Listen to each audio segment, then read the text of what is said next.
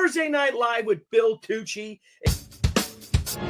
Behold his mighty hand.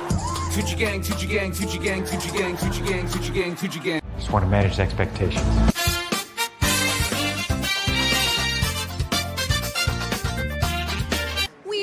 Weird. This is the worst.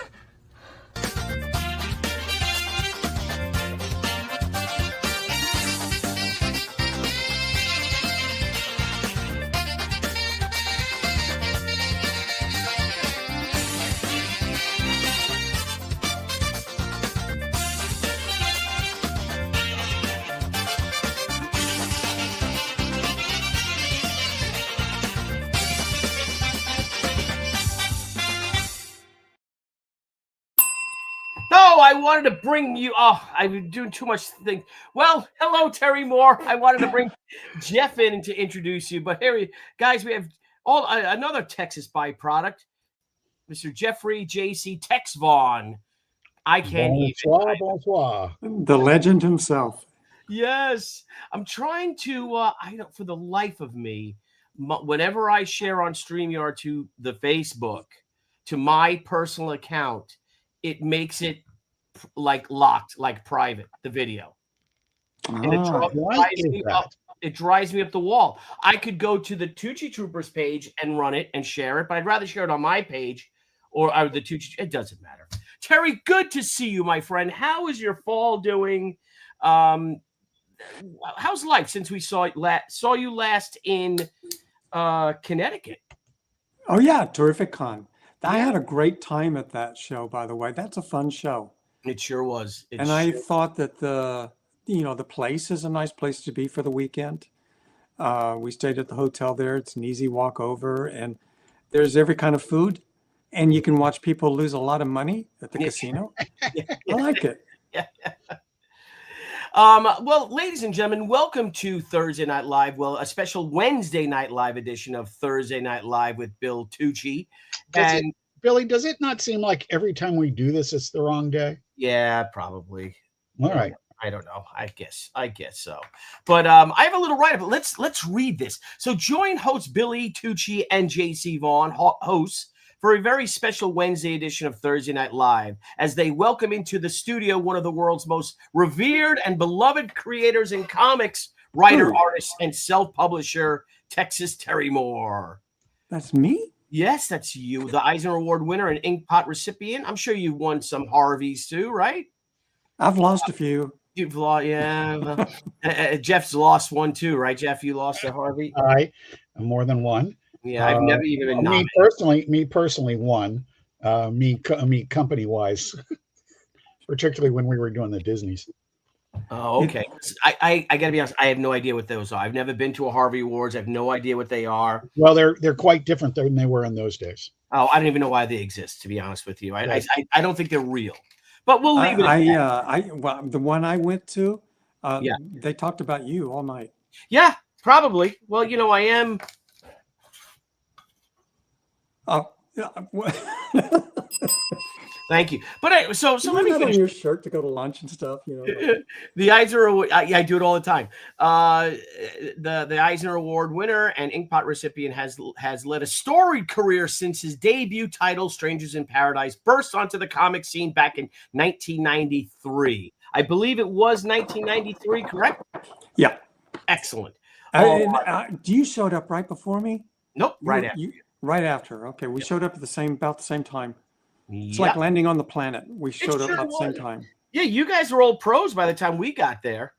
So right. Yeah, you were you were already weary. No, we were at our booth selling our book, and then this Billy Tucci shows up, and the graphics everywhere that we see are gorgeous. And then we see his booth, and he's got this prime spot by the doors, and it is packed. And every year since, same, packed. Yeah. Great booth, gorgeous graphics, packed. Well, like you guys took the leap, you and Robin, your beautiful wife and business partner, took the leap of foregoing your booth and your table space at San Diego. You still went. You had a good time. We got to hang out, which was great. How did it? Is it totally worth it to do that? Do you feel a lot less stress? Because it could potentially be a big money maker, right? Remember, we're always rushing to get that special book to the convention in time. Yes. And it was for a long time that you always showed up at San Diego with something new and great that would hopefully fly off the table, and you had boxes and boxes of them. That was the routine. That was one of your deadlines, San Diego. But that was before, the modern times, before Kickstarter and all that. Yeah. You can make more money staying home and launch a Kickstarter than you can to take a book to. Terry, was the last book you did for something like that? Was it Parker Girls 1?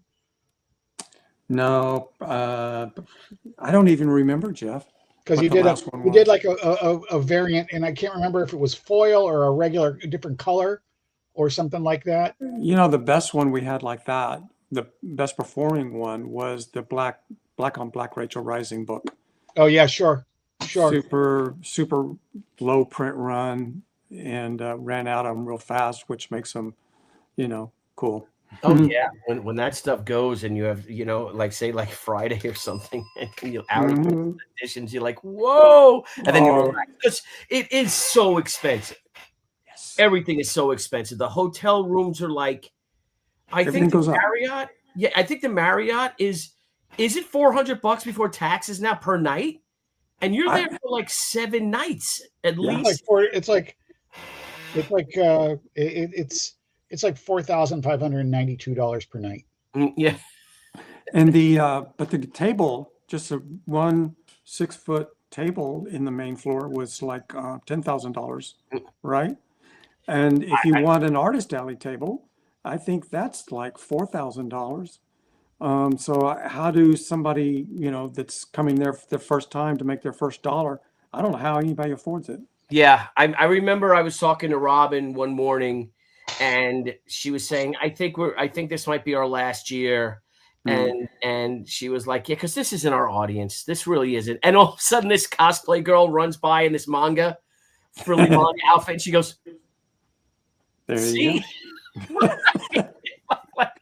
like that, exact, but it's with us, and we keep trying, but we've been, because there is a potential to make a lot of money too, and it is good to go and see everyone. It just seems like it's for us right now, it's still something we need to do.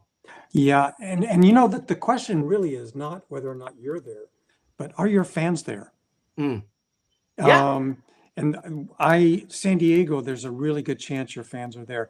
Where I had an experience one time, I've had a couple of cons where I went and nobody who knows me on this planet was there.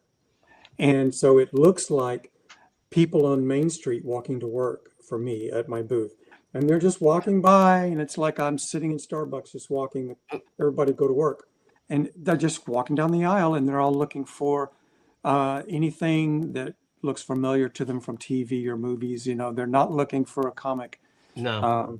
And so I've had a couple of cons like that, and that helped drive me to Kickstarter. Yeah. On social media. It's really funny. I sort of feel like that's how Don Rosa must feel doing cons in the US rather than in Europe. Right. Well, you could go someplace like Baltimore where he's got a lot of fans, but you could go to some other show and they're like, what? Yeah. And he went to a Wizard World. Mobbed. Yeah. Yeah. Well, exactly. Those Reed Pop shows and the other ones. What are the other ones? Well, I look at expos. I look at New York Comic Con, and first off, listen, I'm not ragging on Reed Pop, but it's an expensive place to get in.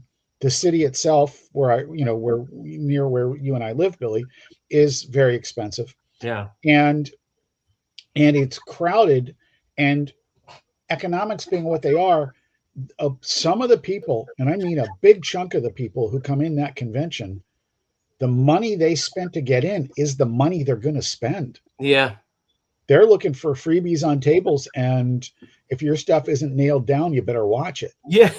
Yeah, yeah, exactly. I mean, we had our Christmas ornament one time, and someone stole the Christmas ornament. Was it a It- green it- guy?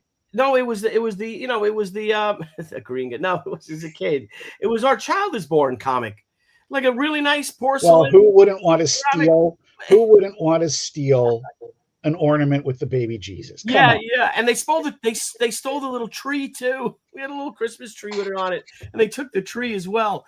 Anyway, we'll move on from this, but because I know Jeff, you have some questions too, and I want to bring up Terry's campaign and talk about it. Yeah, not stay on let's take a look at long. Terry's campaign. But real quick, to finish up with San Diego, we're almost at that point, or we are at that point that I have that really good spot, as Terry had mentioned, and it's almost like we can't afford to give it up. Mhm. You know, and I also Yeah. wonder what the perception is if you don't go.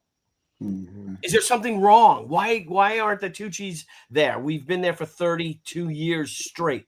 You know, why aren't they there? Well, when we started back at, when we got these places at the show, the way that you connected with the industry was it's FaceTime. You had to go to these shows to be part of the scene so that people would know that you're producing, you're relevant, and the magazine people were there. That's where you would go to run into Jeff, talk to him, and let Jeff write about you and Comic Buyers Guy or whatever. And so you had to do this FaceTime. You had to be there to be a part of the scene. It's like showing up for school. Yeah.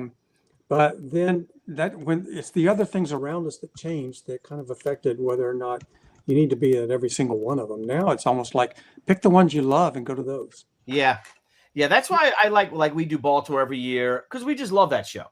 Yeah, it's a good the one. Terrific Con show too, to take a drive up to Connecticut. It's so close to us. And, like the shows I'm starting to really enjoy are Debbie shows, that when Debbie wants to go, because Debbie's not going to, Peoria, Illinois.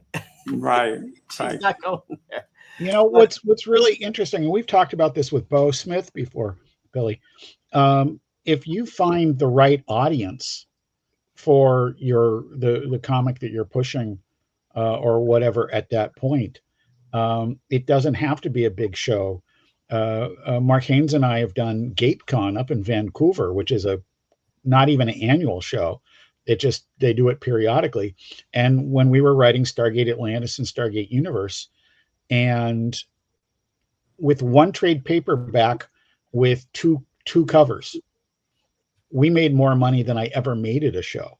Right. I mean, literally, not to be dramatic, we were just coming out of the custody fight for our nephew, and I was broke, and Mark paid my way. I paid him back out of table money the first day.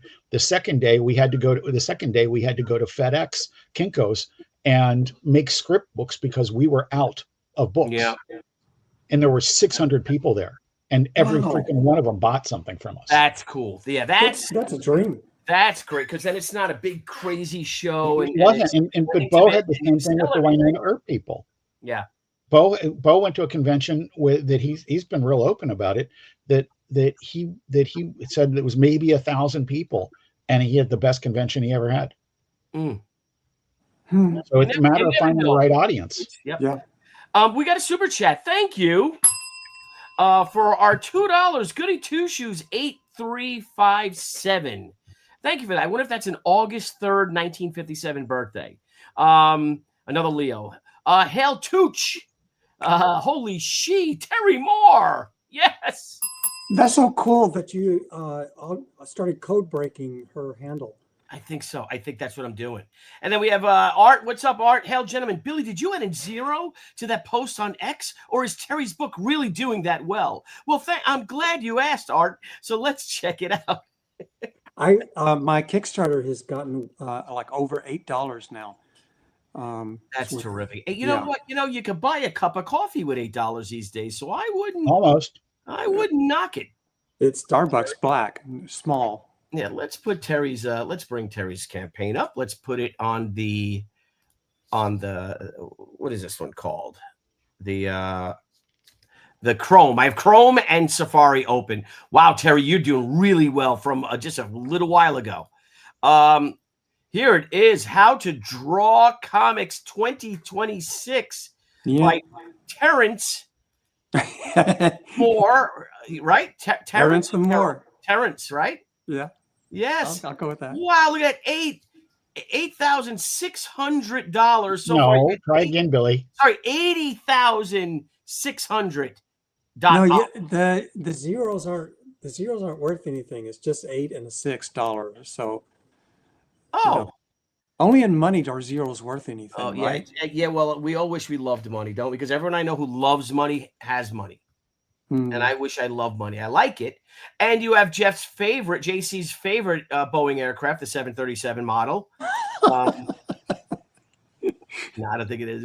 Jeff looks like a 707 guy. I'm a 747 guy. No, truthfully, I loved when they would go to reverse thrust on the 707s and the wings would go.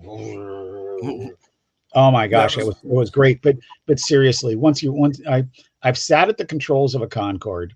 It was on the ground, and I've flown extensively on the 747, and I adore them. They're the queen of the sky.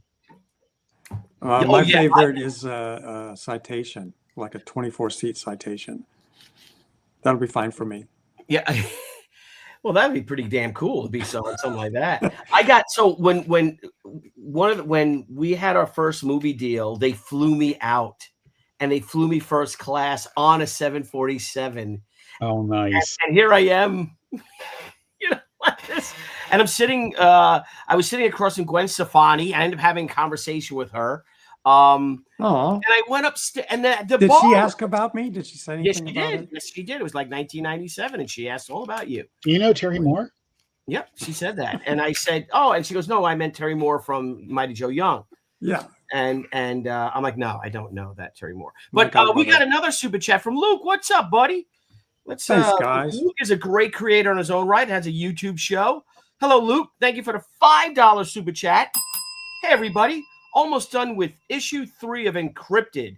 Don't forget the pre-order for issue 1 launches in my store on Black Friday. Luke, I don't know how to give you a wrench, but because I'd like for you to share that link, and we could do it. Or if you could send me a message on Facebook or Twitter or something like that, Luke, I'll Billy, if he posts a link, Randy or one of the other guys will repost it. Okay, but how do I get it? I'm gonna have put it in the chat. But I have to find the link. Well, Luke, why couldn't Luke post it? Because he's not a wrench. He can post it. I post my stuff all the time. But I think you're a wrench. Am I? I think you're a wrench. I think Niall made you a moderator. Okay. We'll stick with that. All right. Thank you, Randy. Randy Howell will look for this one. Luke's a great guy, great young man. Proud of him. So where'd he go? I'm here. I'm looking for something. See, you make fun of me, Jeff. Terry gets up and wanders in the middle of his streams too. Yeah, but he does it in the middle of your stream. Yeah. I had something I was going to bring to this show, and it's right here somewhere, but I don't know where I put it. Is it a Styx Distributors catalog? Is it a Dr. Zayas pop? I had no idea. Yes, look at that. Glevin sent it to me. You're really cruel, Billy. Yeah, I had no idea that existed. We should all look do for this. it for a second. Help me, Dr. Zayas. When he gets back, let's do this, Jeff. Let's do the It's in right here somewhere. All right. That's a nice studio, Terry. Have you done, I know you Thank do you. Terry Moore Sundays, and I know you've had your Terry Moore have you ever done a tour of your studio for your fans? Sort of. I did a tour of one of the bookshelves, and look how clean that is. How is your studio so clean? Yeah. I can't believe I can't find that. I had it like right here for you. Where did you put it? I don't know. It's something I do. I like to have fun with people. Okay. Well, maybe I'll find it here soon. Yeah. Terry, what are those books under the TV that are holding up the TV? Oh, got it. We have Michael Turner, Batman, Superman, Ronin, Frank Miller, Batman Miller, Sandman, Craig Russell, and then I've got a ton of them under here too. Oh, cool. I've got Batmans and Dead Man and all kinds of stuff. I found what I was looking for. Oh, you're too kind, Terry. Ta-da. Yes, I owe you Okay. like a box of those.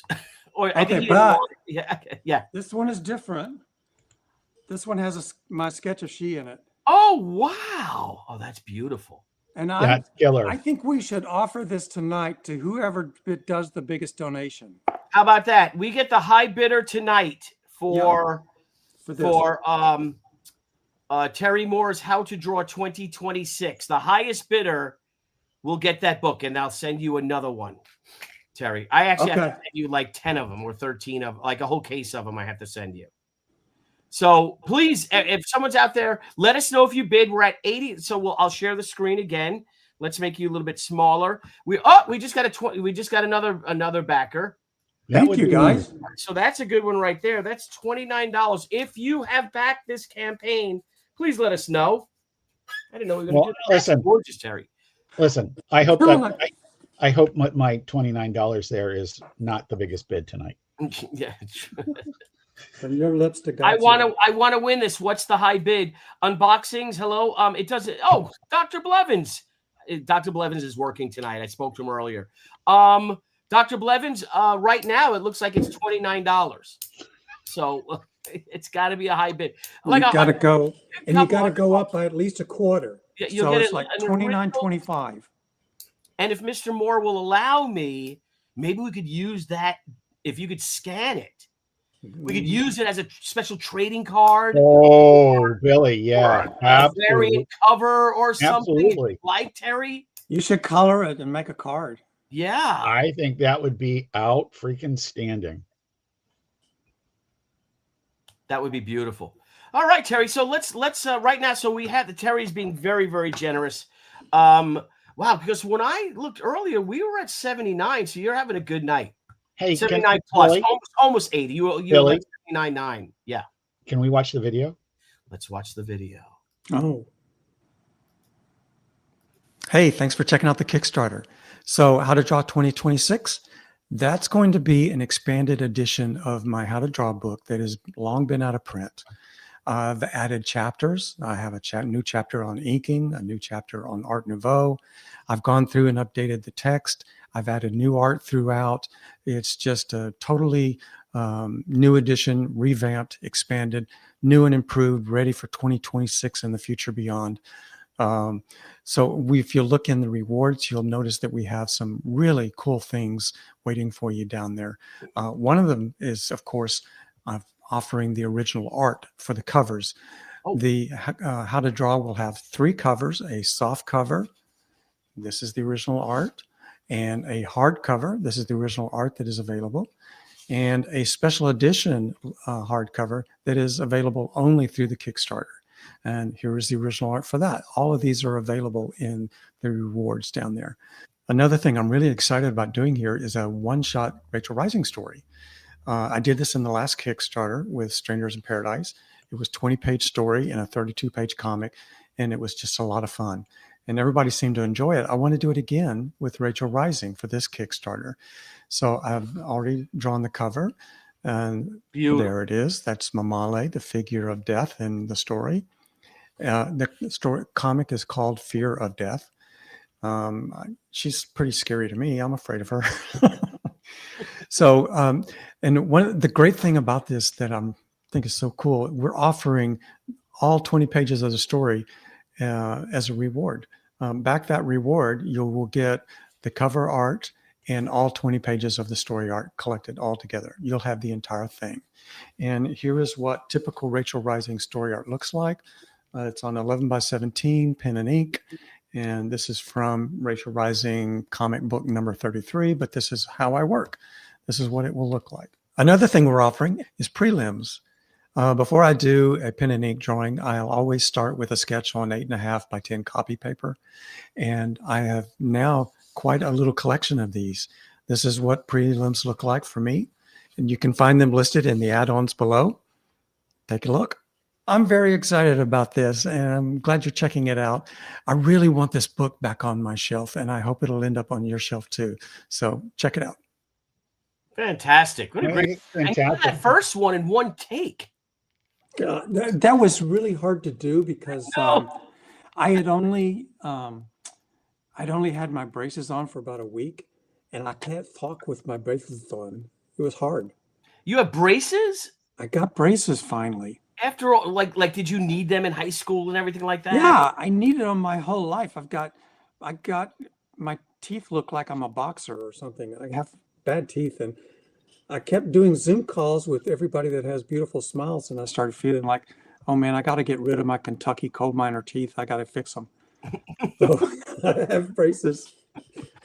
Well, we have James Bell is in the thank you, James, for being there. I backed the Art Nouveau original cover and 2 prelims. Oh, What a thank you, great guy. Good James. to see you, James.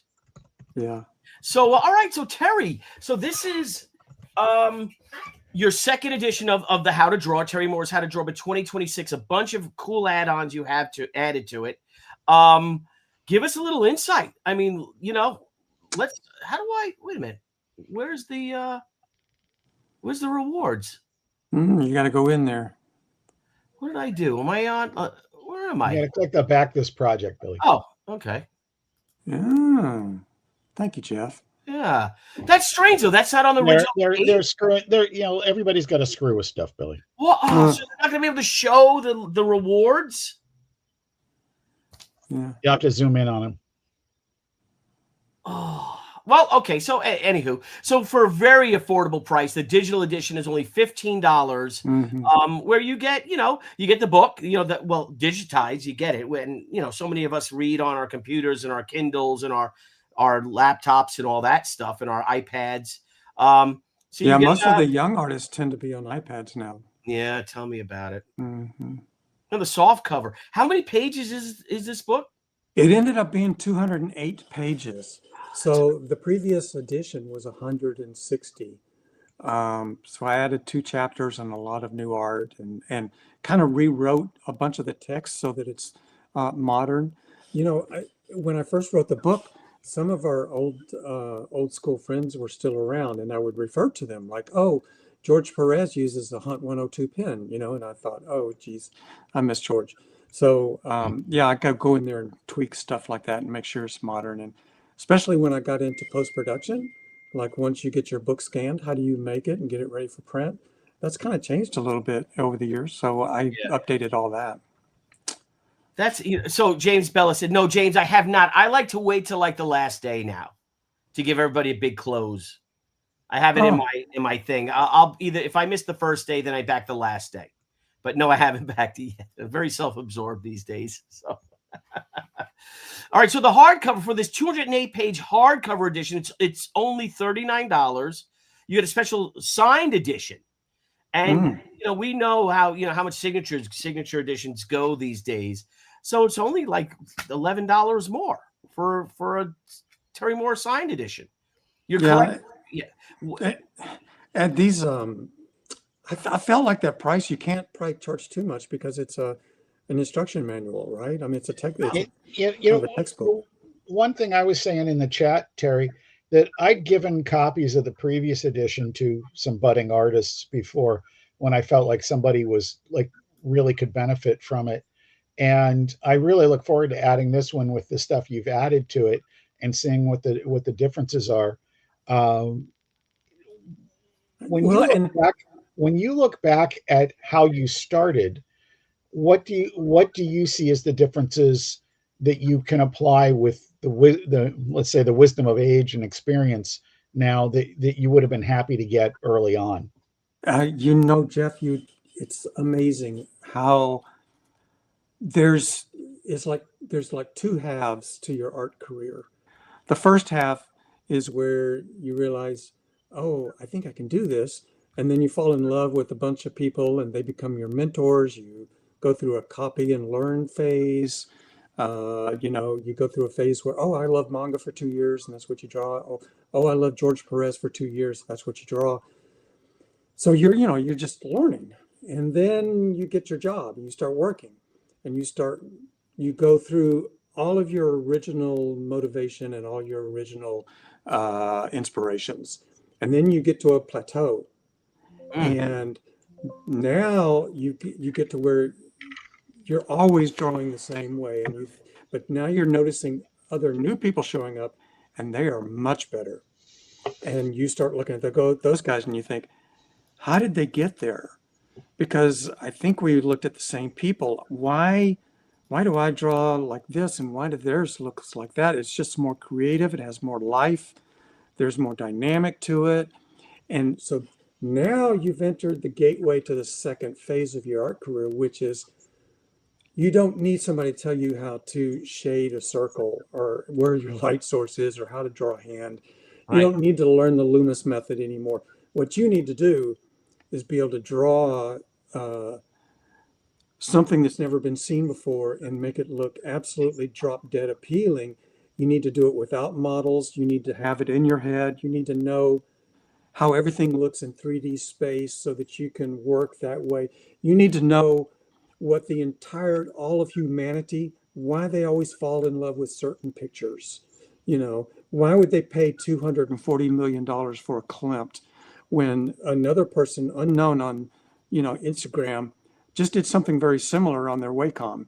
And, you've got to, you get to a whole nother level where there is like, it's not just what you do now, it's why you do it.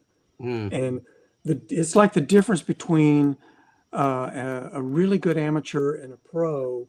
You get to a level where your skill can only take you so far, and the rest is mental. This is really applied. You can see it all the time in athletics. When somebody gets a coach, they're not showing them how to hold the golf club. They're telling them how to zen and focus all your energy for that one deadly strike. Yeah. And that's what you do. The exact same thing with your art. You pick a pencil up and you're not thinking about, well, I think I'll just channel my inner Bernie Wrightson now. No, after a certain point, you don't. You need to channel your inner you, and you need to know how to find it every time on tap. It's really a mental thing, And let me ask you a follow up to that. As a writer, you have similar influences the way you described and all that. But for most of my friends, we've always said, don't read Hemingway before you're going to work on a project, because you're going to write like crap for 2 weeks because it looks so simple. And to me, Alex Toth is the visual version of this, which is the line work. Like if you look at Toth's Zorro, it looks so simplistic, and yet it's so simplistic because he could cut to the chase. Is there a similar thing like that you've experienced? Like somebody you thought, I'm gonna internalize this influence, and I wish I hadn't done that. In both of those examples, both in the art and the writing, the newcomer on stage one person looks at that and they're looking at like, okay, how do you get that shorthand version? But when you get on the other side of that burnout, you look at it and you think, why does the shorthand version work better? And he pulled out every unnecessary particle of speech, the unnecessary blabbing, and getting straight to the point. And it's the same way with the art. When you first learn how to handle this stuff, you just go to town and you cross hatch that son of a bitch until it's black. But you get to a point where you think, what needs it and what doesn't. The Hemingways is an interesting example. Like one time back in the 1920s when they were all in the Paris Cafe, or pre-war in the Paris Cafe, they had a little drinking contest and they said, okay, let's come up with 6-word short stories. And whoever wins, we buy them a drink. And Hemingway won that contest, and his short story was for sale, baby shoes, never worn. Yeah. Like a saddest story. Yep. I mean, that's talk about shorthand. Well, that was he got that. You saw the different. Well, if you guys want to talk about that, we have Brian Blevins in the audience. I mean, in backstage. So let's bring Dr. Blevins in. Dr. Blevins. Hello, Dr. How's it going? He's a huge fan of yours, Terry. And he's like, let me in on this. I have an incredible Terry Bohr story.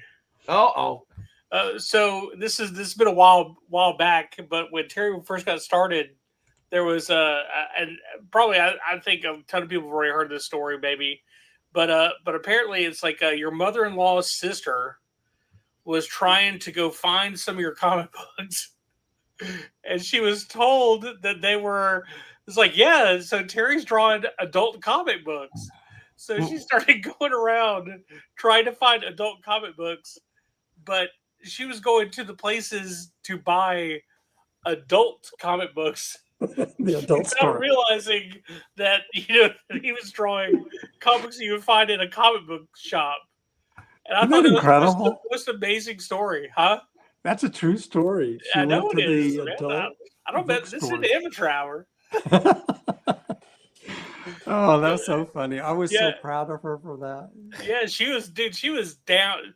She was ride or die, man. She was gonna back you. She didn't care what it was. She was like 100%. I'm gonna back this, back him. So I yeah. hope I didn't disappoint her. Well, Too I mean, you tame. created a book that defined a category of comics. I mean, your work has, I mean, stood the test of time for sure. Still stacks up with the best of them. Thank I you. mean, yeah, I mean, I'm a huge, obviously, like I'm a nerd, I'm a geek, like it happens. Definitely a fanboy where I get in trouble every now and then. I get to come on the show and we get to fanboy out, but yeah, your work is absolutely incredible. Never skipped a beat, better than ever.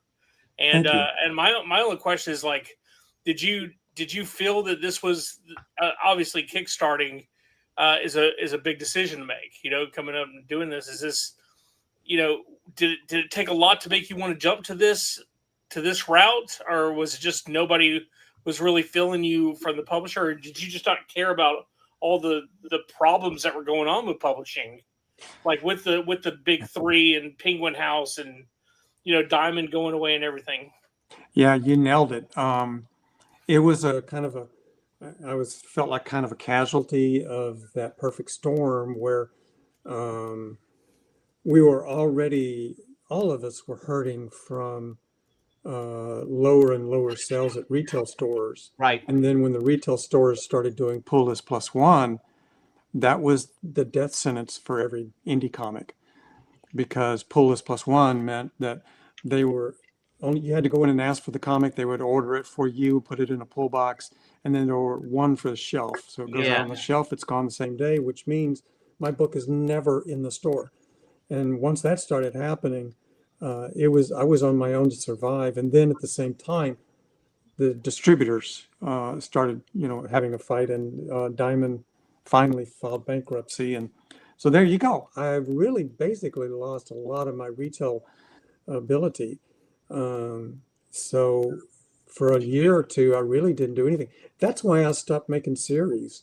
Really? That all happened at the end of my last series, and I barely got out of that series. The last issue had orders of like 5,000 copies, and nobody can make a living off that. So Right. I had no motivation to do another story. And I was looking around at my friends who were doing Kickstarters, and they were making money that way. So I thought, okay, well, while I'm trying to figure out what I'm going to do next, let's put a couple of compilation books together. So that's how we came up with this book of covers, and then a new enhanced version of Paradise 2, the cartoon comics.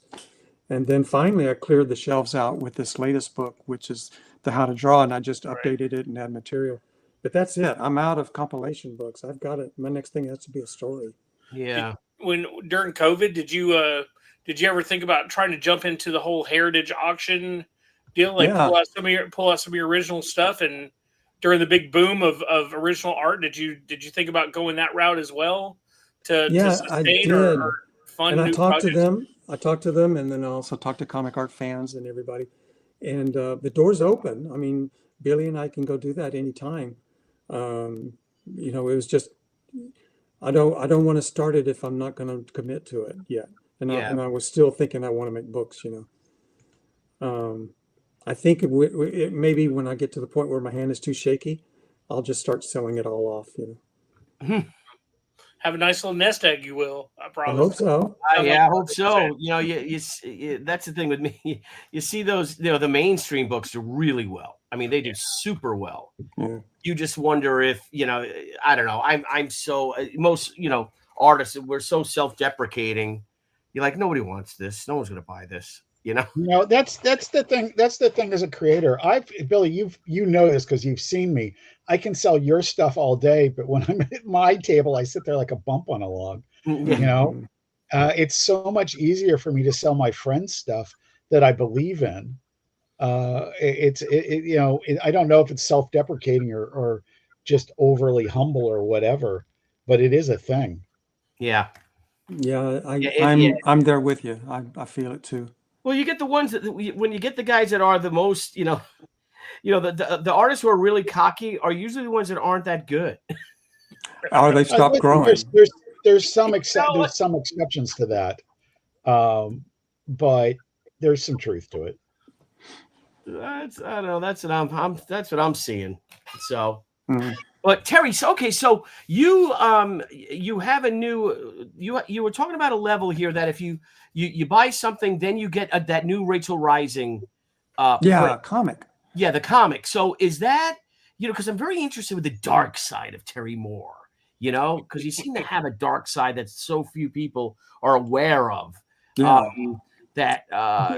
Unless they've read Rachel Rising. Yeah, it's in there. Yeah, I mean, it's in there. Yeah. But well, you look at Terry, he's like a breath, he's like a Wisconsin sunshine. Look at him, sunrise. I did feel better when I got on here, just being on here. I was like, man, Terry's bringing like the good vibes. I'm excited. You just feel good about yourself, don't you? Yeah. You really do. It just makes you feel better about yourself. Well, I try to. I'm enjoying the fact that I can do this, and then I'll kind of make my stuff. But like if somebody, like when I was doing Stranger to Paradise or these other books, you got like 8 people saying, "Oh, I like this," and then there's always 1 or 2 people that go, "What kind of person would do this?" It's insulting, and that sticks in my craw, and I get real inside. I get real angry, and then I write a scene where somebody pays for it physically in the book. Or like the nose hold, or Zoe will, go after somebody, a bad guy. So I found a way to vent those frustrations, and I always got my backup if people who hadn't read Stranger to Paradise thought it was just about 2 girls sitting around the house talking. And I was thinking, yeah, I'll show you frickin' talking. It's really great therapy. I have in Al Capone Vampire, there are these twin vampire girls, Terry and Robin, not named after anybody, who killed one of the kids who bullied me in high school, in elementary school. Oh, I picked on a lot of people that gave me a hard time. Yeah. So just a little bit of therapy. Actually, one of my sure it was in high school and it wasn't like say 10 years ago. Like Billy, it was elementary school. Oh, wow, okay. That's a grudge. If you remember the grudge that long, he had it coming. He absolutely had it coming. Had nothing to do with throwing me face first into a cyclone fence or anything like that. Oh dear God. Oh Lord. God, jeez, we need to cue the Chicago like musical. He had it coming. And what was really funny, I literally hadn't thought of the guy in years, and I saw something on television because that guy should really die, and so I did. Have you ever put yourself in a comic? Oh, all the time. Yeah. Mainly in dialogue, not as a character or anything. But I did give myself a character in Zombie. I've been in my comic twice, and I think both times I was a reprobate, like on the street begging for money. Like we'll draw for food. And one of my characters, Freddie Femur, beat me up because I was putting my sign in his face, and so one of my characters beat me up in the comic. All right, I want to ask a question since you brought up Freddie. In a, let's say, early interview, I asked you if Freddie could have been Randy Quaid, and at the time we thought it was the guy who was Larry on Perfect Strangers. Oh yeah, all right. That's a long time ago. Yeah. And well, so was that interview. Uh, but back then we talked about Jennifer Connelly as Francine, and Rocketeer Jennifer, Yeah. not later Jennifer. Yes, no. Jennifer, the healthy Jennifer. And we talked about some of the other people that you would cast. Okay, it's a lot later. If you made a Strangers movie, who would be your lead cast? Excellent question. You know, I I have sort of an answer for you. What I have seen over the years is that the greatest performances I've ever seen have come from theater actors from New York and London and Toronto. So the people who can stand and make the back row cry, those are the performers who can do really well in front of a camera too. So I've learned to have a huge respect for that talent pool, as opposed to maybe somebody who's just always been on screen and their thing is that they look cute or something, you know. Yeah, I think there's some truth to that, and I also think, to sort of maybe broaden what you said about stage a little bit, I found a lot of comedians can really, I mean, that can hold a stage, can really do drama too. Yeah, we've seen that time and time again. Yeah. Yeah. The thing that tripped me off on that was American Horror Story. Oh, sure. Yeah. There was a season where there was a hospital involved, and one of the people who was a nun or a nurse, I can't remember which, she was mesmerizing, and she was demon possessed, and her performance was chilling, absolutely freaking chilling. And I Googled her, and she was a stage actress from Toronto, and she hadn't done much screen work. And I thought, wow, you know, and that's what made me start looking at that. Yeah, I don't know. I would have to go look her up. I haven't talked about that in a long time. So that was the season with Chloe Sevigny in it, right? Yeah, that sounds right. I think there was a nun, a blonde-haired lady who was a nun, or maybe a nurse. Maybe she was playing at both of them, impersonating both in her role. So, I have you put much or any, and I know, you know, there's been a lot of talk about it lately, and Jeff has heard me, you know, bloviate about this time and time again. It drives Debbie. Hello, puppy. Here's my puppy. Hello, puppy. Hi, buddy. Hello, puppy. Hello. Good. Yeah. He's just checking on you. Yep. She's a good girl. Good girl. A big 100-pound plus monster. Good girl. About look at this, Terry. Here's just a snippet, real quick. I want to share this.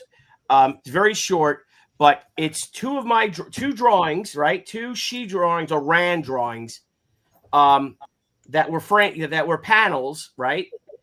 And I put it into Grok and use AI as fill-in artists for the panels.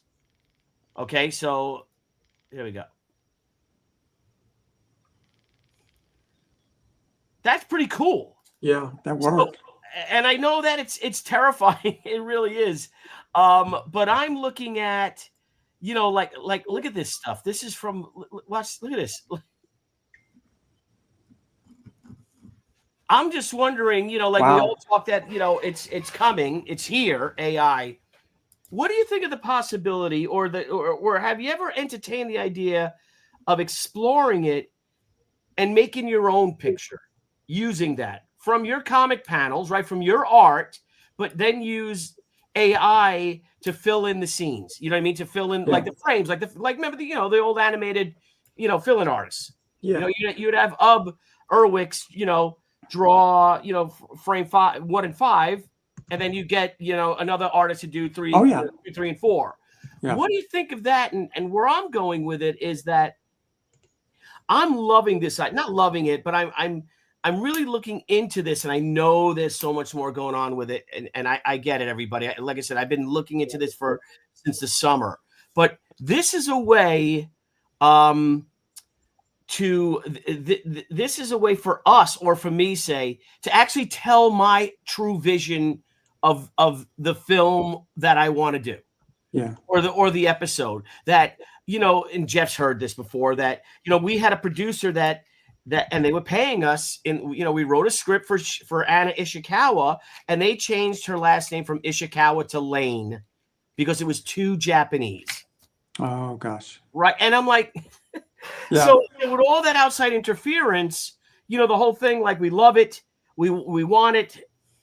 Now change everything, but this is a way for a creator to show their true, to have their true vision, whether it be good or bad, right? To come to the silver screen, say, or to the television, to episodic television or something like that. We are in a position in a few years to be able to make our own films, but it would be our art. It's not like we're going to create a 3D person that looks like a real person, like you see all this stuff out there, like commercials. Have you ever thought about that? And if you haven't, what do you think about it now? I feel like, everybody on this panel right now is old enough to remember the onset of the personal computer. Mm-hmm. So, where we were in the 1990s with computers, Photoshop 2.0 and zip drives and all this stuff. And SideQuest discs. Yes. Yeah.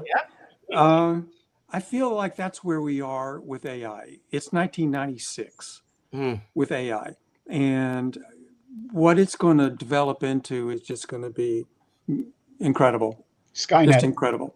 Yeah. And I think just the fact that here we are in like year 2, and you've already got user tools to make this little clip is just a hint of what you're going to be able to do in 5 years, and do it all in your studio. The thing is, and the downside about all this ripping off of other people's imagery and stuff, you have to balance that with history. Every artist could always draw your face and put it out to the public. So that hasn't changed. It's not like you've lost the privacy of your face or whatever. And I think that in the same way that none of us, we all recognize when a spam email or a spam text is coming to us, that generic text and that AI text of, hello, creator, you've been selected to be showcased in our thing. And at the bottom, it says a small nominal fee for all creators, of course, helps this go. Yeah. Well, that's how we're all going to be with AI videos and the fake porn and all that. We'll be able to tell the difference. You'll know, because we'll figure out some way to be able to tell. Right. So I think it's going to balance. I thought that kind of crap is going to balance out. I think ultimately it'll be a boon to creativity, and we'll find a new way to do it. And you'll find new artists who come up with ways to do more than make a movie with it. They'll do something even more. Yeah. The thing that bothers me, though, here's what bothers me, guys. AI was created and developed for very serious reasons, for science and medicine and aerospace and all that. I'll give you 2 stories. The first time I heard of AI years ago, and the 2 stories impressed me so much. I'll just tell you one of them. The next moonshot is a big deal. When we send men to the moon again, people to the moon again. Right. Because of the first one, we stayed in the toe, and there's a safety valve there. The next one, the best way to do it is to go out of the toe and then come back in. And it's risky, it's high risk, but it's the best and most efficient way to save fuel and get back. So it's much more complicated route. The first route, in the toe route, it took NASA people 3 years to calculate it. When they gave this assignment for the new route to AI computing, he figured out the route in 3 minutes. And that's the route they're going to use for the shoot, for the launch that's coming up. Yeah. Wow. Now, then I hear about that, and I think about that technology now going to cancer research, and the AI computer can do more in a month than 5 years of lab tests. Right. And then what's it going to be 4 years from now, 5 years from now? I know. And if you have a member in your family that's dealing with cancer, you're thinking, support that. I want you guys go. Okay, here's the downside. We're taking that technology and now we're using it to make pretty pictures on a wall. And I just feel like it's a gross underuse of a very serious ability. And anything done with AI is using, and the entire state of Utah as to power the plant, and so the energy coefficient right now is really bad. I think that'll get much, much better. It'll be the same thing as like when they first developed 565 kilobytes of memory and it took a room full of computers with spinning tape. But there's one other story I can share with you. You know those cars that change colors when you see them drive by? Multicolored cars that change. Yeah. Comes from this angle, it looks purple. When it leaves, it looks blue. Yeah, sure. Yeah. That is a man-made molecule, a hexagon molecule. And it was developed in California by a man in the Bay Area. He was a biologist, a chemist. And his wife was going through cancer treatment. He was watching how the chemo was making her deathly ill because they just pumped the entire poison into the entire body and trying to kill the cancer and hoping that the rest of you lives. It just makes you deathly ill. And he, using his practical mind, said the trick we need to do is to get a delivery system for the chemo so that it goes to the organ in question and then dissolves and releases the chemo only to the organ. So he developed this man-made hexagon molecule that they could put the chemo into. And I read that story years ago in Scientific America or something. And I never heard what the follow-up was for the chemo treatments. But that's the same molecule now that's being used for car paint.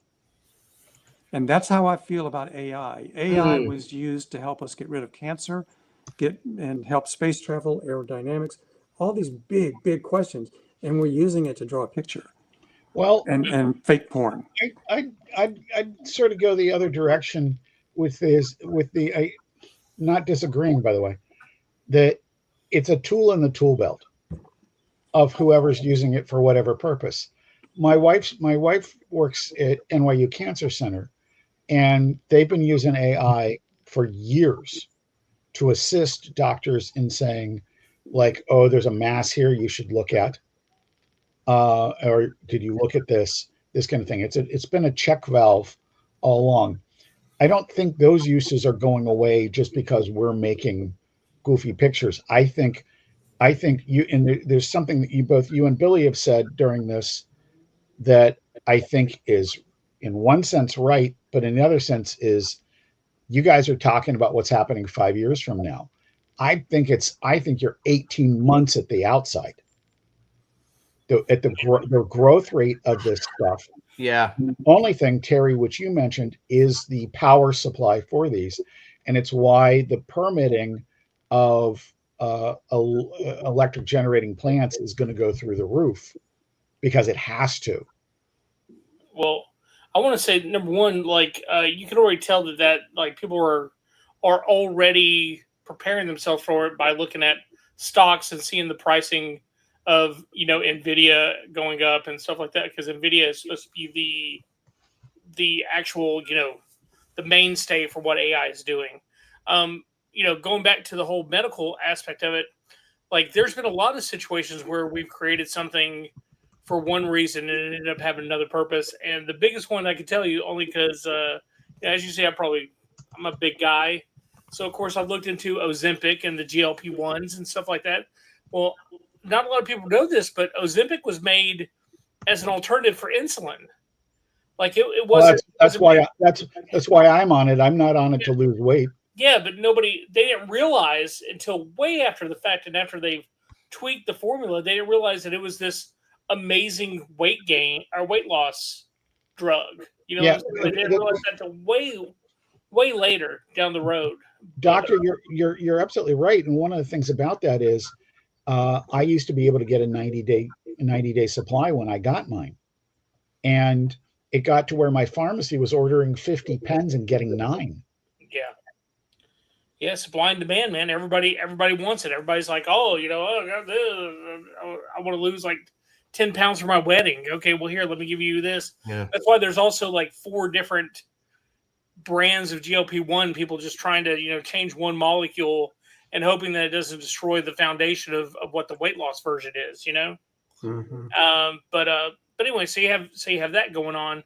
But I mean, AI is definitely way further along than any of us know. In fact, AI Sure. is probably secretly using AI to make itself more advanced. It's And it's Skynet. Come on. and what I Yeah, can say it's about that all is, oohs and ahs, and then Yeah. there's running and screaming. yeah, let me tell you something that was amazing that was done. There's a company called the Nexus, and the Nexus was creating their own AI for cartoons. They wanted to do their own cartoon stuff, and they actually have a channel on YouTube called the Nexus, or the Nexus Company. And what they did was they took all of the Batman animated shows, like all the movies, like Justice League War, any of the ones that had Batman in it, and they had the AI watch all of them, right?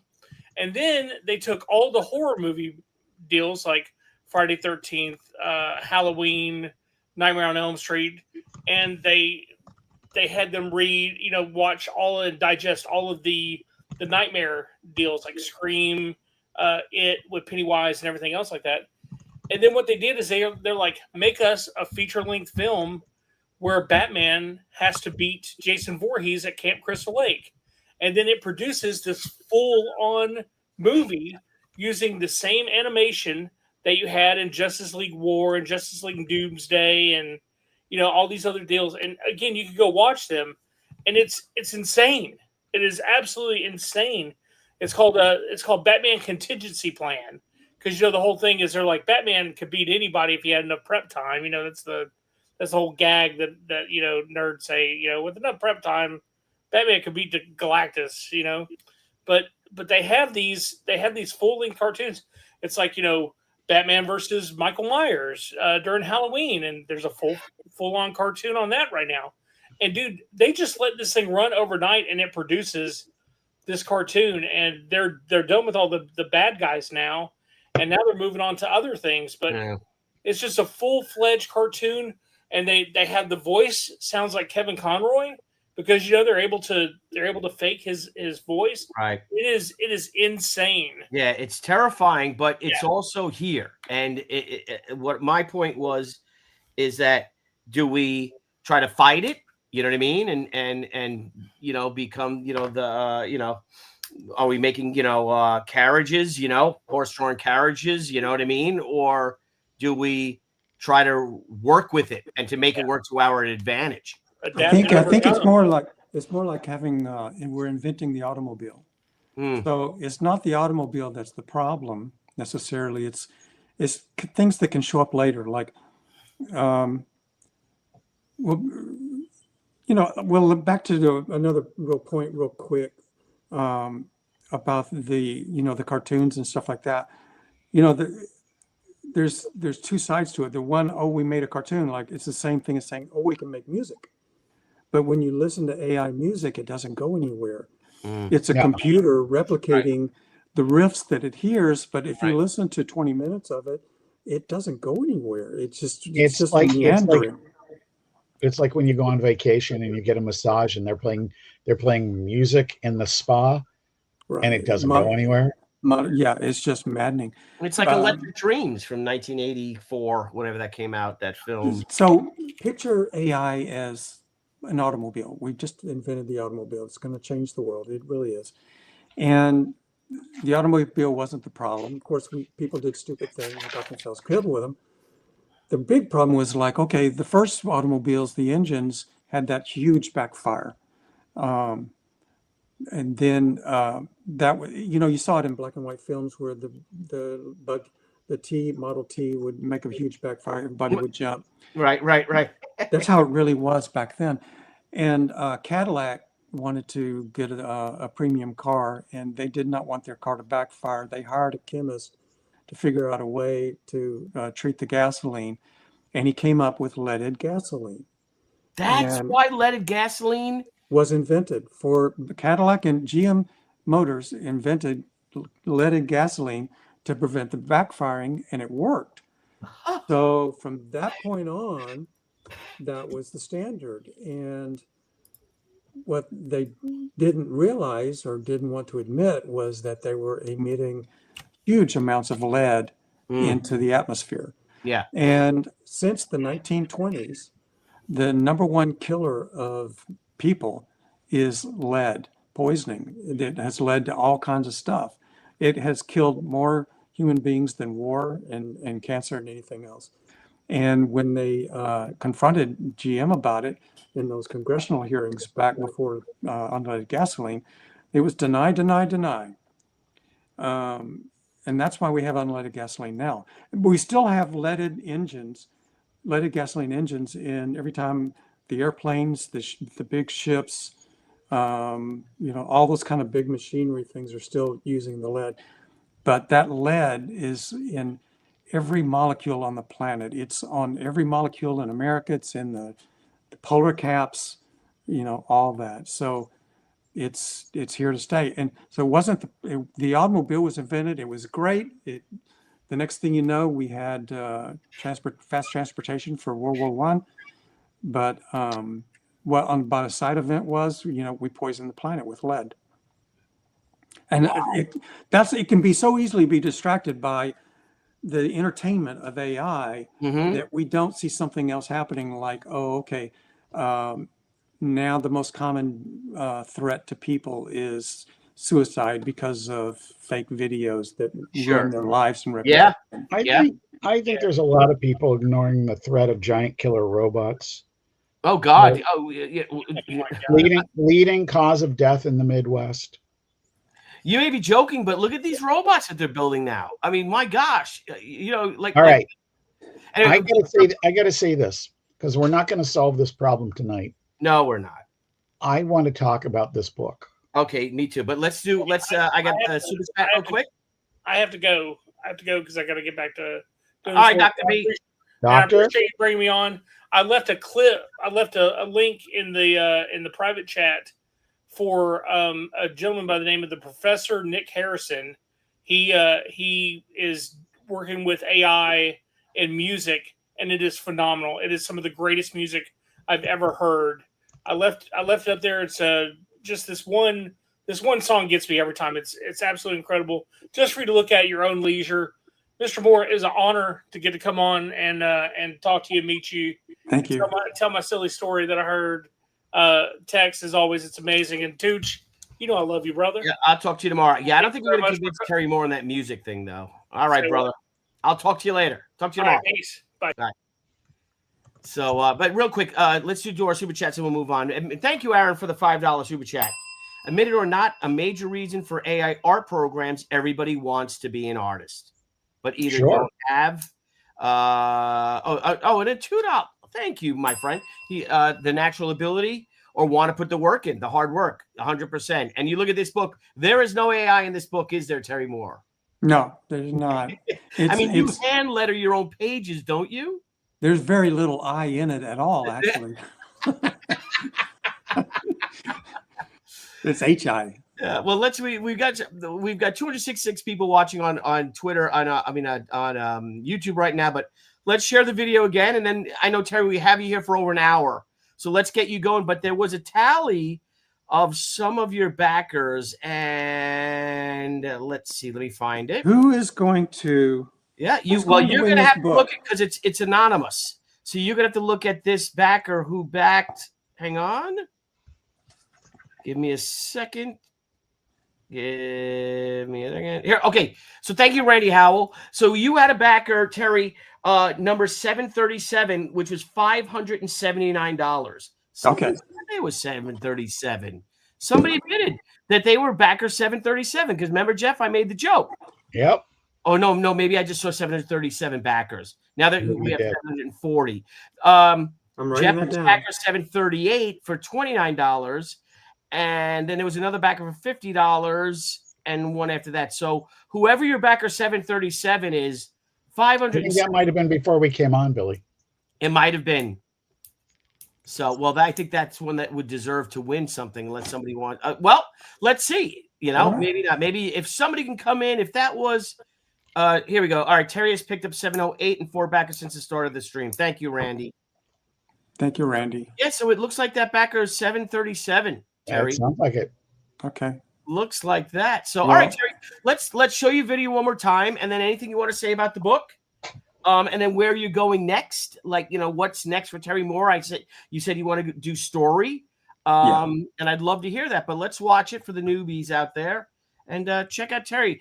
Check out this massively one take Terry one take, because that was pretty good. And then there's a slight cut, but. Hey, thanks for checking out the Kickstarter. So How to Draw 2026, that's going to be an expanded edition of my How to Draw book that has long been out of print. The added chapters, I have a new chapter on inking, a new chapter on Art Nouveau. I've gone through and updated the text. I've added new art throughout. It's just a totally new edition, revamped, expanded, new and improved, ready for 2026 and the future beyond. So if you look in the rewards, you'll notice that we have some really cool things waiting for you down there. One of them is, of course, offering the original art for the covers. The How to Draw will have 3 covers: a soft cover, this is the original art, and a hard cover, this is the original art that is available, and a special edition hardcover that is available only through the Kickstarter. And here is the original art for that. All of these are available in the rewards down there. Another thing I'm really excited about doing here is a one-shot Rachel Rising story. I did this in the last Kickstarter with Strangers in Paradise. It was a 20-page story and a 32-page comic, and it was just a lot of fun. And everybody seemed to enjoy it. I want to do it again with Rachel Rising for this Kickstarter. So I've already drawn the cover, and there it is. That's Mamale, the figure of death in the story. The story comic is called Fear of Death.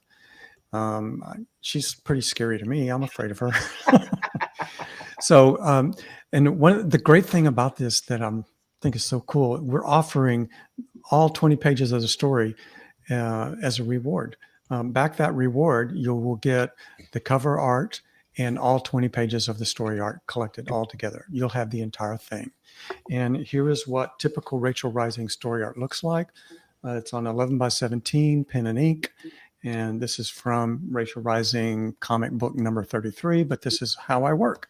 This is what it will look like. Another thing we're offering is prelims. Before I do a pen and ink drawing, I'll always start with a sketch on 8.5 by 10 copy paper. And I have now quite a little collection of these. This is what prelims look like for me. And you can find them listed in the add-ons below. Take a look. I'm very excited about this, and I'm glad you're checking it out. I really want this book back on my shelf, and I hope it'll end up on your shelf too. So check it out. Outstanding. James Bella. Darn, he backed it the first day. Sorry, James. But Terry, this is a great looking campaign. For those of you that this new format for Kickstarter, it looks like for you to actually see the pledges is that you have to go into the pledges, and I backed it. I backed something. You click back it. You don't actually have to back it to see them. Oh, you don't? No. You have to click. You have to click back it. You have to click back this campaign. So if you're on it, and that will lead you to all of the with images, all of the various rewards. Yeah. So Terry, man, you're doing really well with this book. I mean, you're at $80,000, almost at $81,000, 741 backers. You have a little over a week to go. You got a project we love. You're from Houston. Yeah. Houston. Yes, Houston, Planet Houston.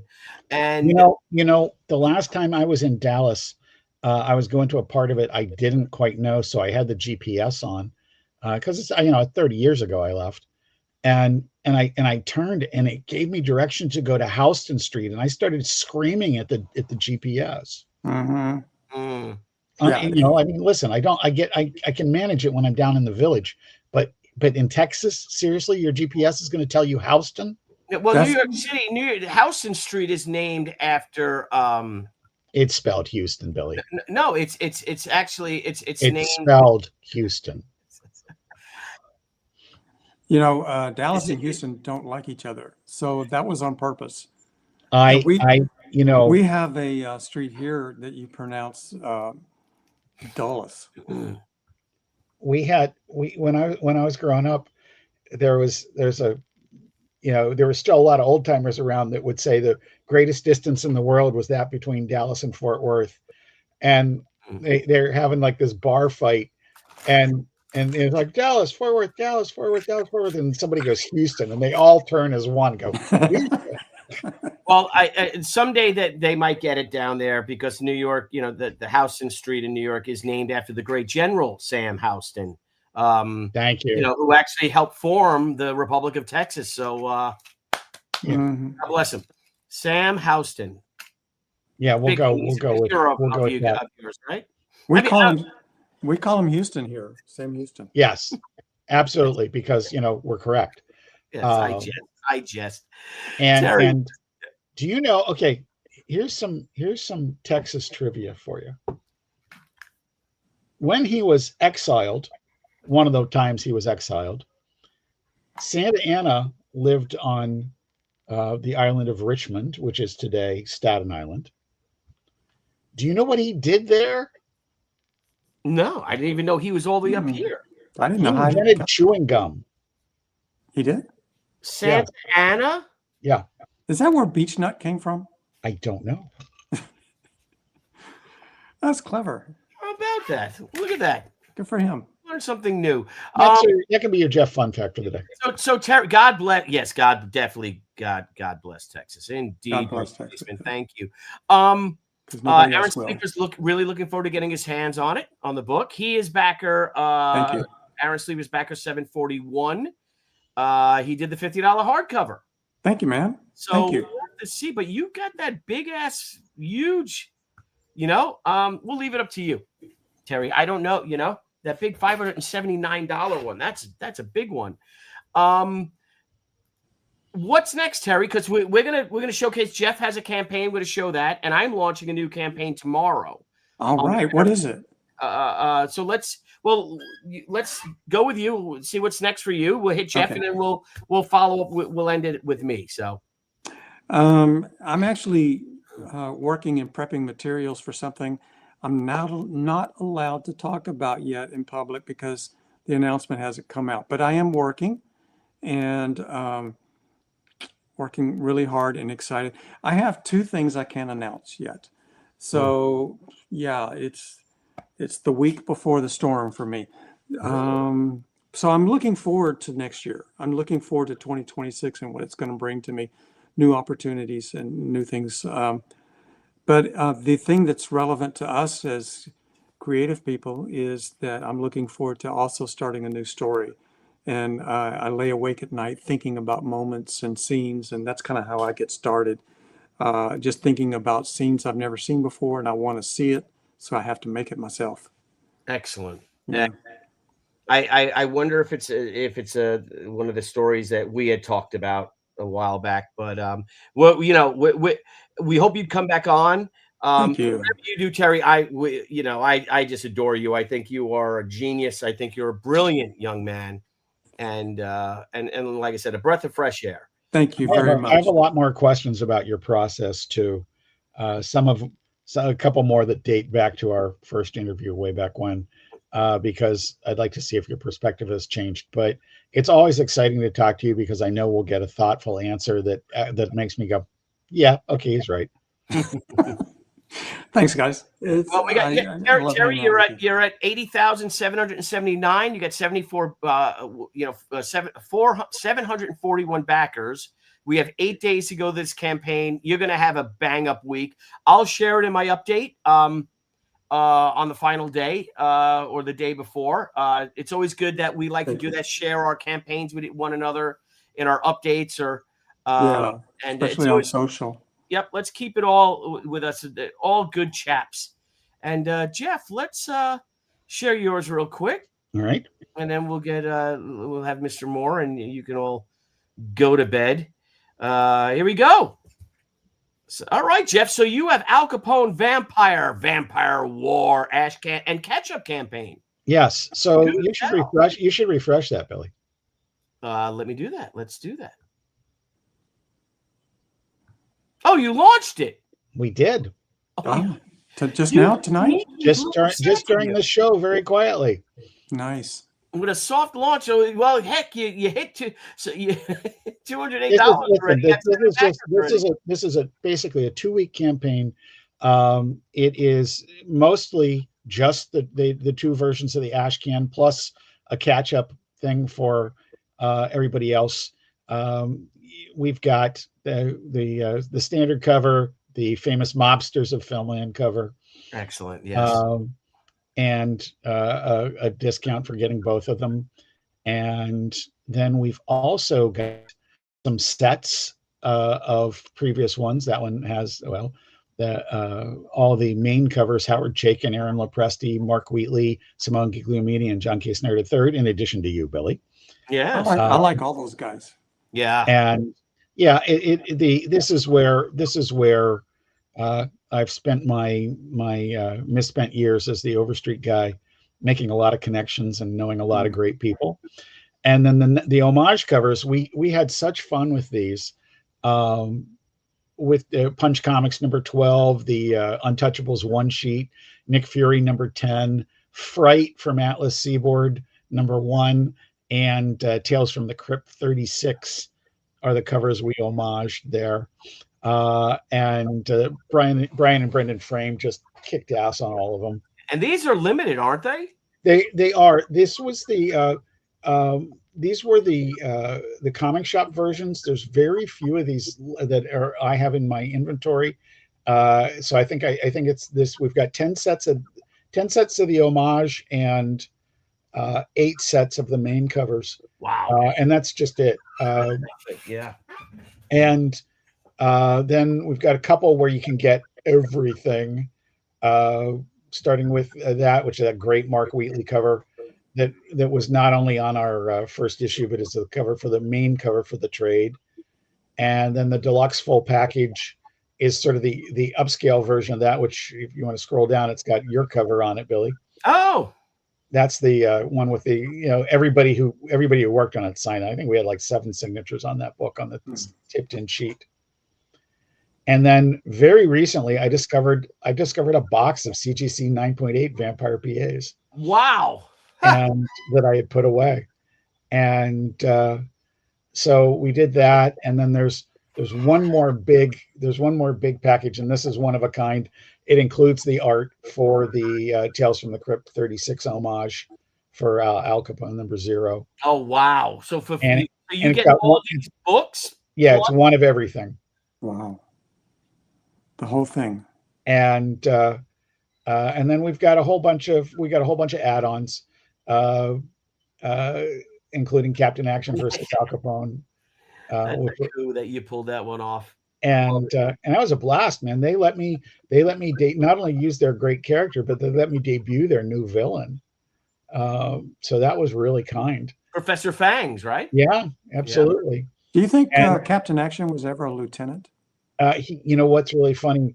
The toy line, which is sort of stalled, there is a Major Action. Mm-hmm. So it makes it make me think, okay, there's probably a Lieutenant Action. Maybe Ensign Action. I don't know. The first glow in the dark cover.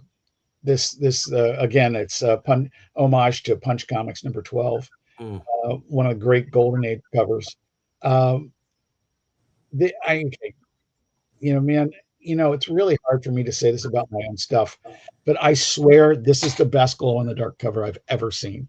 Yeah, it is terrific. It really is. And when the late Gabriel Sorrow, my printer, sent it to me at San Diego, the advance copy, I set it in the window in my hotel room and went to the show. And I came back and the sun had been on it all afternoon. I walked into the bathroom, turned up the light, closed the door, and started chuckling, man. Yeah. So freaking good. And it's actually better than the Ghost Rider 15. And that's really, Billy, you know me. I don't talk that way about my own stuff a lot, but this one is so freaking good. Sometimes you just have to. Yeah, man. This is a great find, guys. And how many of these are available? I actually have 20 of each individual, and there's 10 sets, which is cheaper if you want to get the number 1 and number 2. So I've got about 30 of each, and so I set 10 as sets that you get for $60, which is among the various add-ons. There's other add-ons that aren't here on the page, on this page. My novel Second Wednesday, which you also did an illustration for, and which has a great Joe Jusko cover. And there's some of the various Kickstarter exclusives we've done over the years, though I don't have many of them. And so they're on there too. And the idea here is, we just want to do the Ashcan as we're getting ready to do this Vampire War thing in 26. We're also going to do a Capone trade paperback of everything to date too. So this is all just sort of prime the pump for that. That is terrific. It's a great little campaign, guys. I will say thank you for that, Billy. I will say I'd like you to check out the video because it'll get into. I just want to, as a preface, we don't use AI in the comics, but we sure as heck used it for the trailer. Well, hey, let's give it a whirl.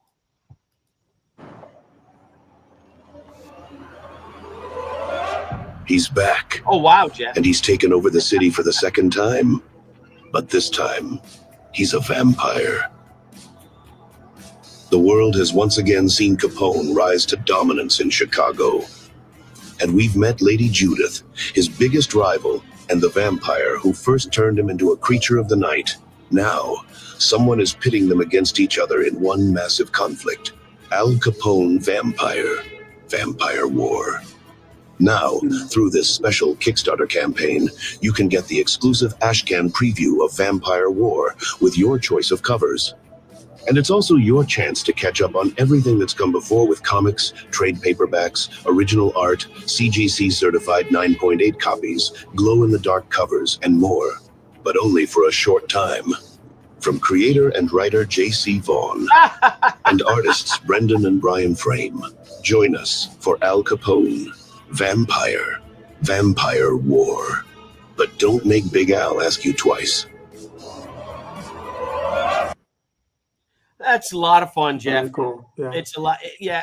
Same thing with me. I don't mind it, using, the AI for promotion and stuff. Well, one of the things I wanted to be real deliberate about is showing the art from the book, and it's comic art, but it was. But that turnaround is cool. Yeah. So at any rate, it was my frequent writing partner, Mark Haynes, who produced that for me. Gotta love. Well, Jeff, it looks great. Again, I'll share this too. I'll put this out on our socials. Anybody out there, guys, if you guys can grab the link, it's please share it. I can throw it in. Let me find. I'm going to throw the link into the chat if someone else has it. Yeah, Randy has several times, Billy. Oh, great. Thank you, Randy. Excellent. Well, great job, Jeff. Great luck with it. Good luck. Thank you very much. And one thing I said is it's a 2-week campaign. I really, I'm not looking to do a lot on this. I just really want to prime the pump for Vampire War in 26. What is the goal? The goal's literally $500. And so just for the print run, just to get a print run. It's literally cover the printing of the Ashcan. And we're doing the Ashcan like Billy does, which is page of script, page of black and white art. Yeah. And the art, their art is just beautiful. And it's the real setup of this. So we've got about the first third of it done already. And so I'm pretty excited. I'm pretty excited about it because the guys, Brendan and Brian, they're just rock solid, consistent. And Jeff, cool, has a wonderful record of backing people.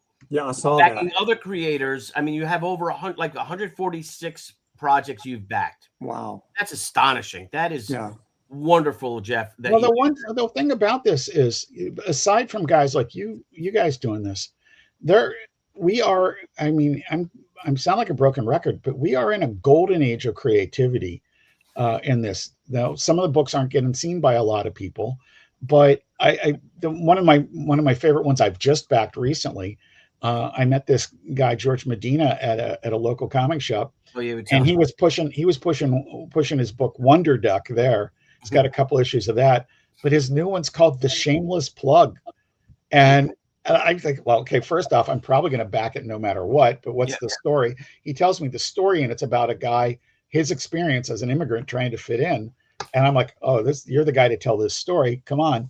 And it's just all sorts of stuff, wonderful discoveries like that of people that love the medium and are telling stories that aren't out there. And listen, I've got nothing against the legacy characters. I'm a Batman fan. My favorite character is Captain America. I've loved Nexus since the character debuted. And but I want the same excitement that I felt when I discovered you guys, when I discovered Strangers in Paradise, and when I discovered She. And obviously anybody who listens to me on this channel knows I talk about those things a lot, because that's foundational to my career. Yeah. Is how excited I got about what you guys did. And so if we can help facilitate that with some other people, getting other people excited, it's what we should do. We've got I've got one more rambling thought here. We've got the greatest social acceptance our medium has ever enjoyed in this country, because of the financial success of the Marvel and DC stuff, movies. Yeah. Okay. We as an industry have failed thus far to exploit that positively. But there's still time. That left me thinking. Terry, did you? I was so excited about some of the artists I've discovered on Instagram that we would never know if I only walked into a comic shop. Yeah, I never would have known about these artists living in small towns in Ukraine or Europe or wherever, and you see them post and you think, oh my God, and they're just in another world, and it's so nice. And it's the same thing on YouTube is where I love guitar players and jazz. And through YouTube, not through record companies, not through record stores, not through movies or stages or tours, but through YouTube, I can see these incredible musicians that are just working guys in New York City, lucky to get a job in Greenwich once a month, or in Italy. Italy has some incredible jazz players and all that. And they make videos, and they're wonderful. So I love what social media has been able to do to connect us to talent around the world, instead of just, if it's not in the museum, you'll never know. If it's not in the comic shop, you'll never know. I love that has changed. There's never been a better time. Jeff and I have talked about this. I think this is a new golden age for creator-owned work, because you have Instagram, you have YouTube, you've got X, you've got Facebook, you've got all the things that, all the kids use, all those, whatever the hell they are, Snapchat, things like that you could put your work out there and get eyes on it. It can be humbling too, though. I mean, you think you're got something going, and then you see somebody new, and they're just like, geez, that kid's a savant. That's brilliant, Yeah. Yep. Yeah, but so, we're all individuals. We are not numbers, right? Except for number 11. Not a number. No. Who is number one? But interesting enough, I've got from this past weekend's Galveston Island Comic Con, we found the world's first Rand cosplayer, and she made us a little video and sent it to us. So here you go. Hello, Rand Revenge of the Warrior launches tomorrow on Kickstarter. Please check it out. That looks good. Andy Smith, it's scary how good it is. Hello, I'm the world's first Rand cosplayer. Please back Revenge of the Warrior on Kickstarter. Thanks. What would be scary is if you put my face on her. That would be, I'll do that if I can. I'll see if Andy Smith can do it. I don't know how to do any of that stuff. But I'll share my screen real quick, because Terry, we have my next Kickstarter launches tomorrow evening. And it is Rand Revenge of the Warrior. This is the character that that became She, that evolved into She. So it's total 1990 when I came up with her in college. It's fun. It's got a Walter Simonson cover. Look at that. Look at Walter did that with Dan Lawless. Nice. It's a beautiful. It looks. One of the things about it was, Terry, we were in the middle of She Gatecrasher, and I was having fun writing Ran and She, and getting the differences between the two of them. And I called Billy and I said, you got to do this as its own comic, but like you would have done it in the 90s. Yeah. And I mean, like, I think the best part is the shoulder boards that really don't serve any There's purpose. no reason, but yeah, I was 21 when I came up with it. Yeah, and This looks cool. Billy was already thinking that way when I called him, so I'm just playing editor on this one, but it totally has this 90s feel, and yet it's not free of the influence of all his experience either. So it's a lot. I think it's going to be a lot of fun, and so tomorrow night's the launch of that, and we launched it on Indiegogo 3 weeks ago. It was a 21-day campaign, and we already unlocked 4 stretch goals for people. And then so tomorrow night's the launch of the Kickstarter. Yep, and everyone who backs this, if you guys are Indiegogo people, you'll get all the stretch goals at Kickstarter on backs, and it's.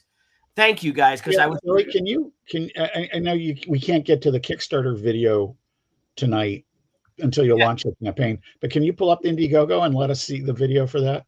Yeah, it's the same video. I actually did load it up for a Kickstarter. Yeah, it's just the way Kickstarter is now. I don't think you can see the video until it's live. Oh, really? Oh, yeah. okay. Oh, wait. If you do the preview on your end, if you look at the preview on your end, you can do it. Yeah, I'm sure I can. Let's see. Let's go down to that. Let's do that. See the story. I think it's here in story. No, it's probably not in story. It's probably in basics. Basics. But it's not quite done yet. I'm waiting for Niall to finish it. Yeah. Because it says a mystery cover, but we let everyone know who the mystery cover. No, it doesn't, Jeff. Hang on. Go up where it says preview, upper right corner there. Oh, yeah. Duh. I was looking for that. There we go. So let's have some fun. Oh, AI.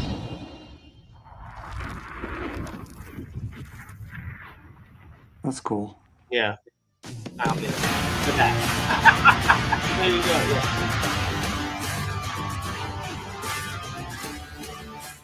Greetings, everyone. Billy Tucci here, and I'm so excited to announce our latest graphic novel, Ran, Revenge of the Warrior.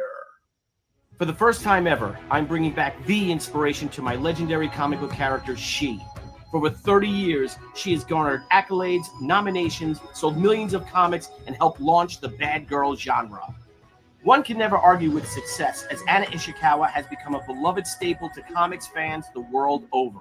But to me, there was always that lingering question. What if I had gone with my initial creation and in her purest and most raw form?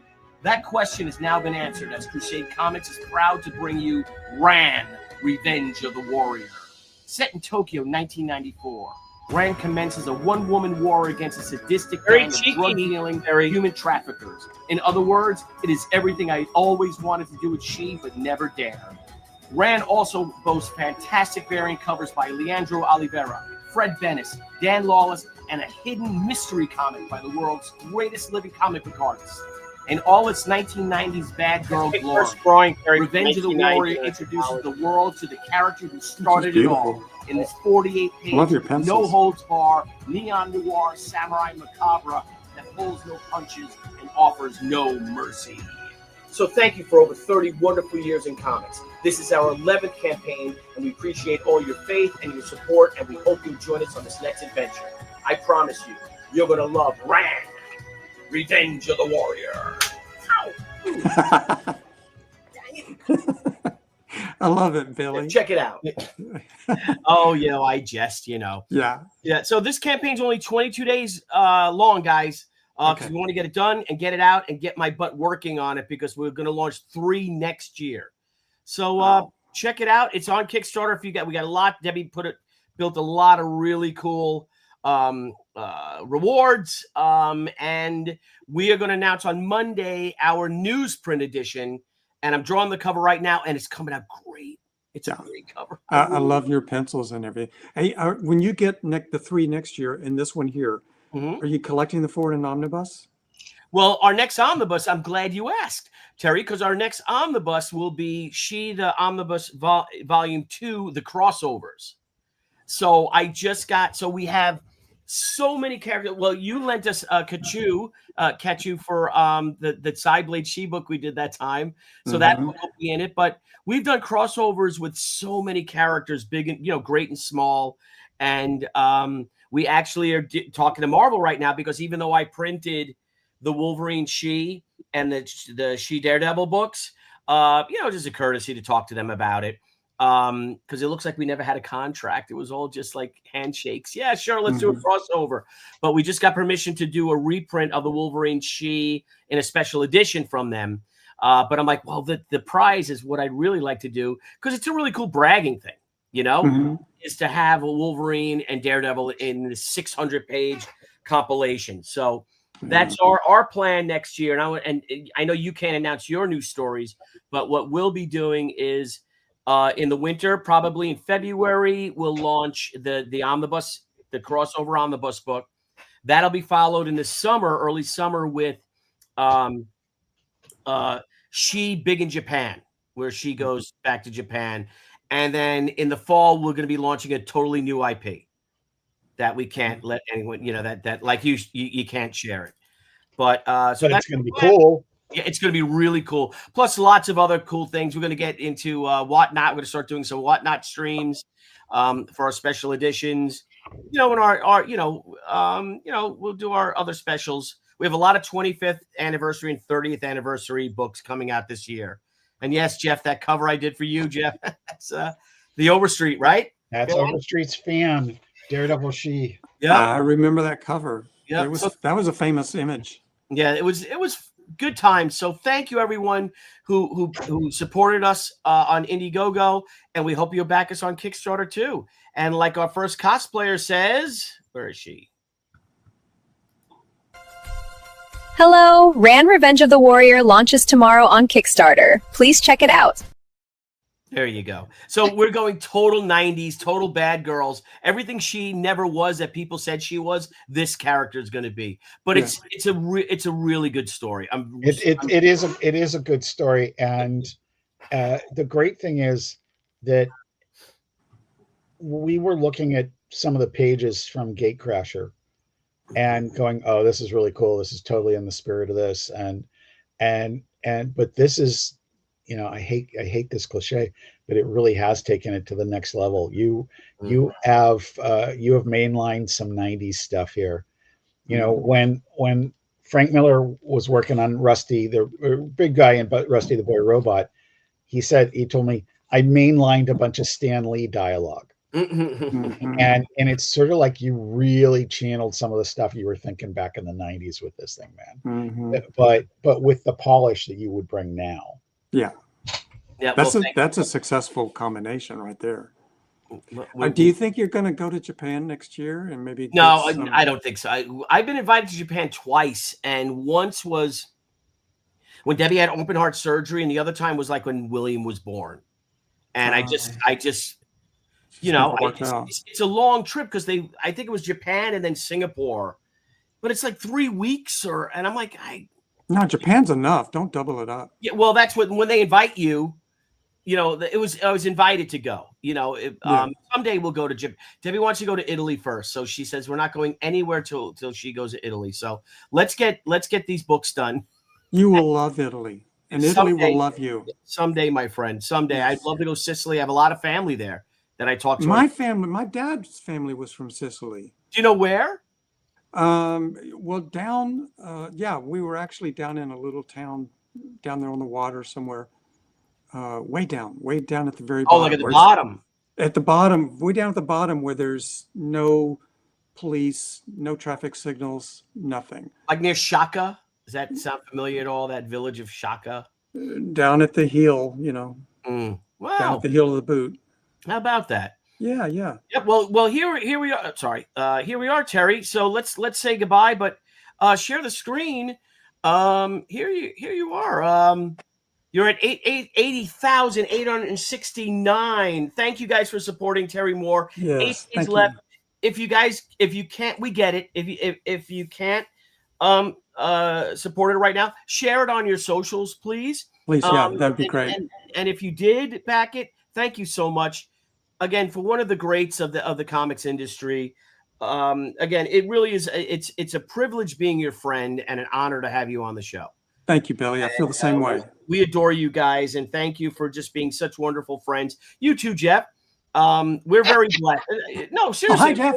I know, man. We're I blessed just in this industry. We're really blessed with the friendships that we've garnered, the times we've had, and that we'll keep on having. You know what's really great? What's really great? One of the things about getting older that is great, when you can say you've been friends with so and so for 30 years, and I, I've seen what you guys have done during this time, and it continues to be inspirational, which is a pretty great thing to say after 3 decades. Yes, 100%, and we're never bored. with each other's company. Delvey, Eric Baldwin, good to see you, buddy. Delvey, that's not a bad idea. Maybe we'll use that logo for the rant. We'll use the samurai logo. Nice. Done. By golly. Done. I'm writing that down right now. Yes, writing it down right now. So, all right, Terry. Again, I know you have lots coming out in 2026. This campaign has 8 days left. Will you be able to go into late pledges on it? Yeah, and there's also a backer kit stage where people can jump in at the backer kit level. But you need to get in there so that you get something you want. That's some of the stuff in there is limited. Like we only had 10 of this, 30 of that. Yeah. In terms of add-ons. Yeah. So you might want to just check those out. Yeah. Yep. But, well, good night, Eric. Yep. Terry, looking forward to the holidays. Thanksgiving's right around the corner. It's sweltering down there by you, apparently, though, right? Yes, it is. Hey, I'll give you a good holiday tip. You can try this out, you guys. I saw this from a lady in Sweden. And when she was a little girl, they would take buttermilk with a brush, and they could paint on the windows. And they would paint snow scenes and trees and snow and all that.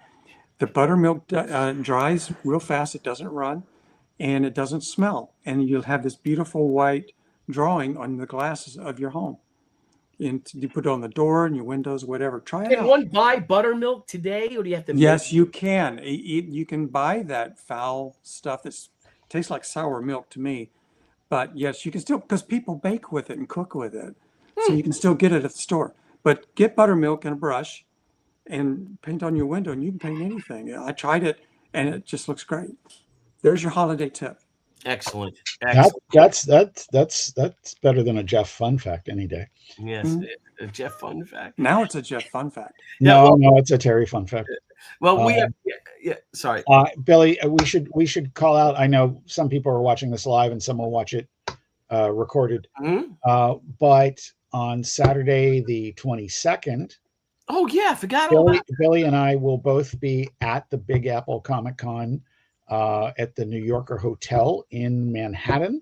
And on the 29th, Billy and I will be together again at the LI Comic Shop here on Long Island. It's in Lynbrook, and we'll be signing there. That's right. I forgot about that too.